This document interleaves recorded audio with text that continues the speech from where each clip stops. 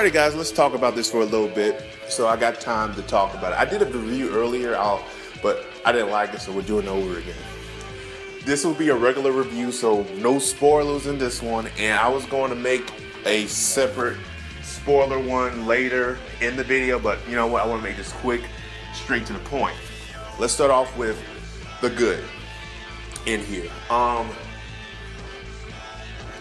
Right off the bat, this is probably the best Marvel film since Winter Soldier to me, in my opinion. This is my opinion, so don't come out here.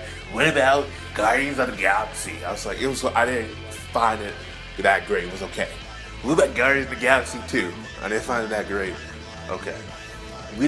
What about Civil War? Again, I don't even look at Civil War as a standalone film. I look at it as an Avengers film.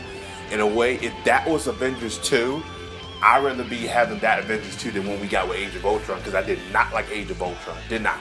Now, comparing it from Winter Soldier to Doctor Strange to even Ant-Man, this is the best one since Winter Soldier.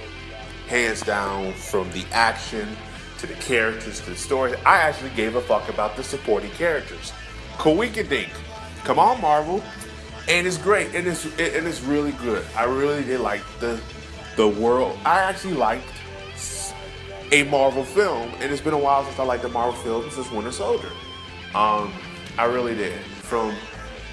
Let's start off with Tom Holland. Tom Holland as Spider-Man, he nailed it. He is Peter Parker right now. To me, no one can do it better. It's gonna be hard, whoever does Peter Parker after Tom Holland, because he got like 3 or 4 films he's done. It's gonna be very hard for them to even get that same type of, I don't know, but he just has something. It just came out the comics, and no pun intended, he was very spectacular.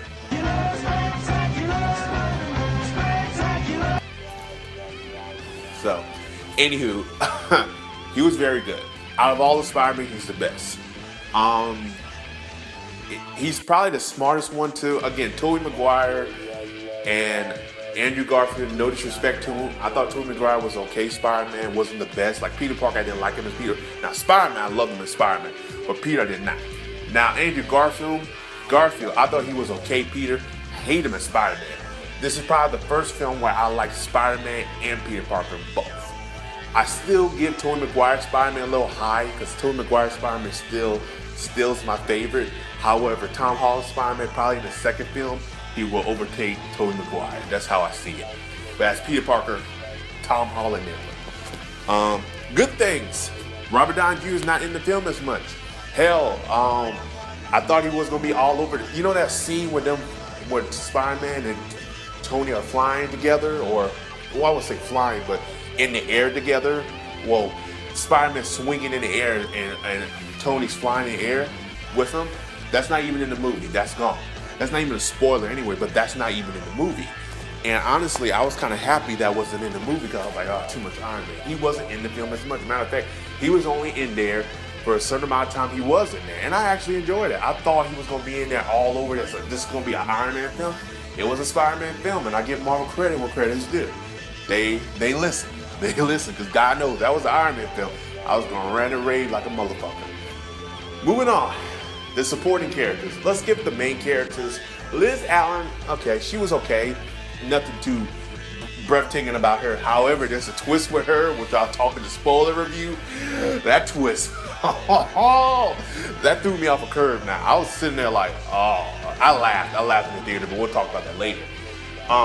That's the only thing with her character. Michelle, Zendaya's character, Mary Jane, whatever. Oh, excuse me.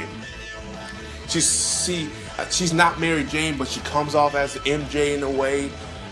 There's her interpretation of MJ is in the ultimate universe, which I'll talk more about that later in the spoiler. I kind of spoiled it a little bit, but I'll talk more about that later in a way where there's a scene in there that we'll talk more about that in the spoiler review. Then Michael Keaton. Michael fucking Keaton. Michael Keaton as fucking Vulture. It's probably the best Marvel villain we ever had in the films. Not Netflix series, not Agent of Shit or Agent of Shield. I'm just playing around with y'all. I don't hate Agent of Shield. It's an okay show, but it's not that great. But he is the best MCU villain we ever had in a Marvel film since Loki.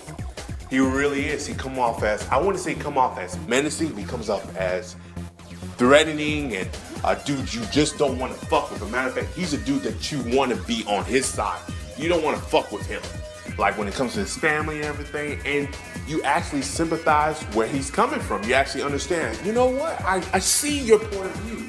I like your point of view. You know what? Fuck Tony Stark. Fuck damage control. Fuck all those motherfuckers. Get what's yours, man. Get what's yours. And you kind of respect that about him. And you actually kind of lead to on the fence of, yeah, I actually am digging where you're coming from.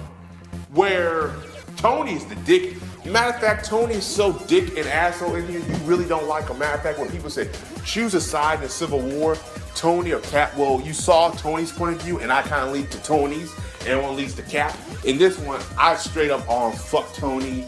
I'm on Birdman, okay? I'm on Birdman. Or Vulture, excuse me. I'm on Vulture, man. And it's sad too, he had less scenes than any other villain in any MCU.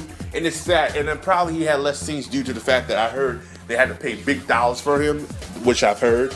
So I heard even Tony Stark took a pay cut to pay Michael Keaton. So he took a big pay cut. Well, not Tony, but Robert Downey Jr. took a big pay cut for Michael Keaton.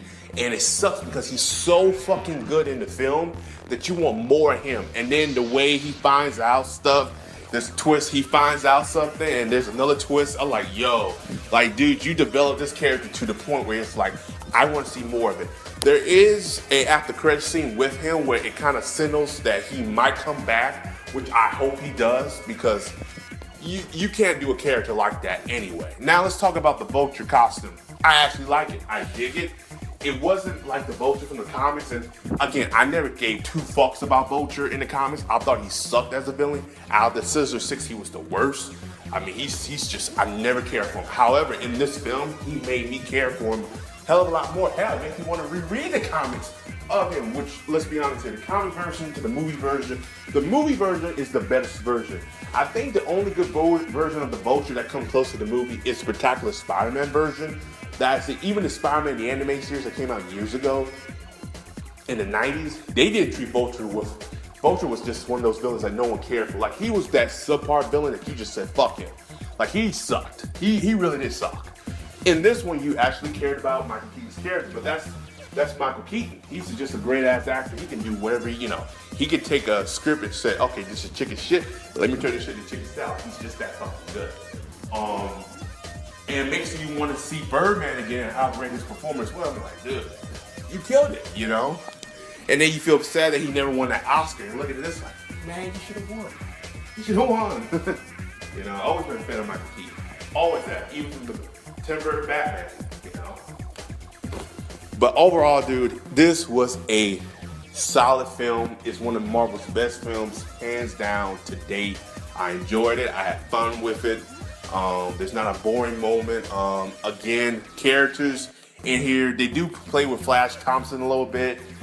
They changed Flash Thompson up from being that jockey guy to the fucking nerdy, smart-ass dick guy, which is fine. Again, plus Flash has always been the bully the whole year, so it is what it is. My rating for the film, as of right now, is a solid 8 out of 10. Now, Rotten Tomatoes gave it 98%. It's not that fucking great. There's some problems here and there, but it's not. Like Wonder Woman, I saw Wonder Woman, and that's not a 92%. That's a 80% to 70 at best. This one's an 80% to a 75 at best for me. Just Rotten Tomatoes, they scored too high for me. Certain films, like Baby Driver, that's 98% on Rotten Tomatoes bullshit. That's a fucking 80%. Hell, that's an 85% because of originality.